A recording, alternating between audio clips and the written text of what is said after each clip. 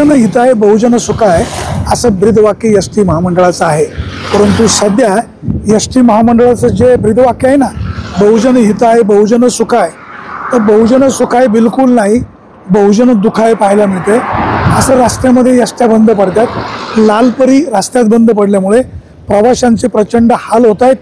आता इथं बाजूला 1 किलोमीटर अंतरावर आळे फाट्याचं बस स्थानक आहे, पाठीमागे 10 किलोमीटर अंतरावर नारायणगावचा डेपो आहे। वास्तविक ही बंद पडलेली एस टी तातडीनं दुरुस्त करणं गरजेचं होतं, परंतु गलेलठ्ठ पगार घेणारे अधिकारी याकडे दुर्लक्ष करतात आणि प्रवाशांचे अशा प्रकारे हाल होत आहेत। एस टी महामंडळाच्या वरिष्ठ अधिकाऱ्यांनी याकडे लक्ष देणं गरजेचं आहे। अशा एसट्या रस्त्यामध्ये वारंवार बंद पडतात, एसट्यांचे अपघात होतात, त्याचे काचा फुटलेले असतात, अनेकदा त्याचे पाटे खराब असतात। बऱ्याच वेळेला CNG असलेली बस असते, त्याचे फिटर नसल्यामुळं तेही लवकर चालू होत नाही। सध्या एस टी महामंडळाचा हा गलथान कारभार चव्हाट्यावर येतोय।